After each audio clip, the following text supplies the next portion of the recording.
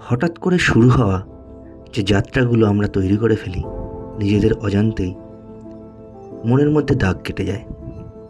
সেরকমভাবেই উদ্যোগটা আমি আর আমার এক বন্ধুই নিয়েছিলাম।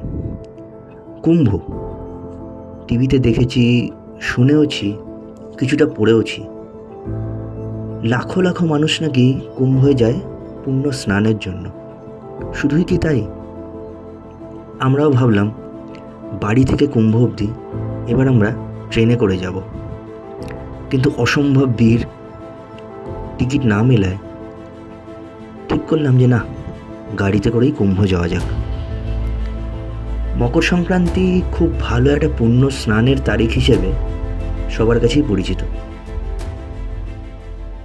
সবাই মিলে ঠিক করা হলো তাহলে মকর সংক্রান্তির আগের দিন এখান থেকে সকাল সকাল বেরোনো যাক।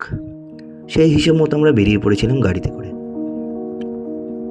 যখন পৌঁছলাম তখন দেখলাম প্রয়াগরাজ যেন এক অন্য জগৎ, অন্য গ্রহের মানুষ। তারাই বোধহয় আমাদের এই উত্তরাখণ্ডের প্রয়াগরাজে এসে এত ভিড় করেছে। জাতি, ধর্ম, বর্ণ, কোনো ভেদাভেদ নেই, কোনো সীমা নেই, কোনো কাঁটাতারের বেড়া নেই। সবাই এসেছে এই মহাকুম্ভের একটিবার ডুব দিয়ে পুণ্য স্নানের আশায়। যদি কোনোভাবে কোনো সমস্যার সমাধান হয়ে যায়, যদি কোনোভাবে কোনো রোগ থেকে মুক্তি লাভ হয়, সেই আশায়।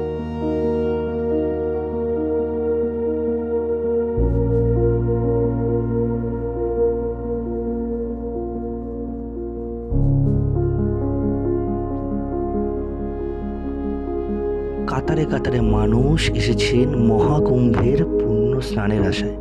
সাধারণত কুম্ভ মেলা 12 বছর অন্তর অন্তর হয়, কিন্তু এই মহাকুম্ভ 144 বছর অন্তর অন্তর হয়।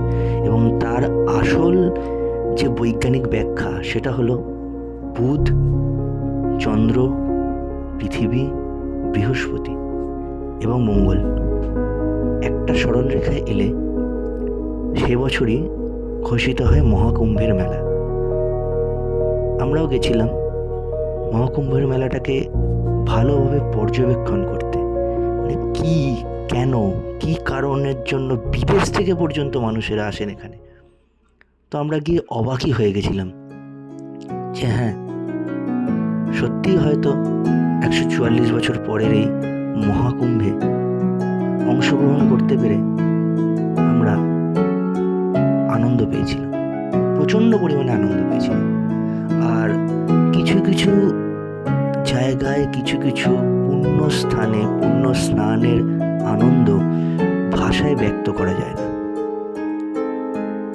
আমরা স্নান করেছিলাম, প্রচুর বিভিন্ন ভাষাভাষী মানুষের সঙ্গে আলাপ আলোচনা, কথাবার্তা বলেছিলাম।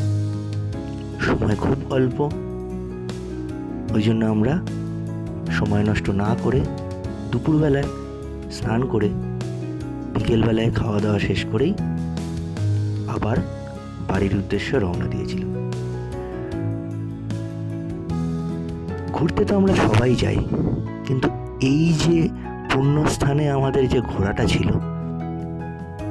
এটা জীবনের শেষ দিন পর্যন্ত মনের মণিকোঠায় আলাদা একটা দাগ কেটে যাবে।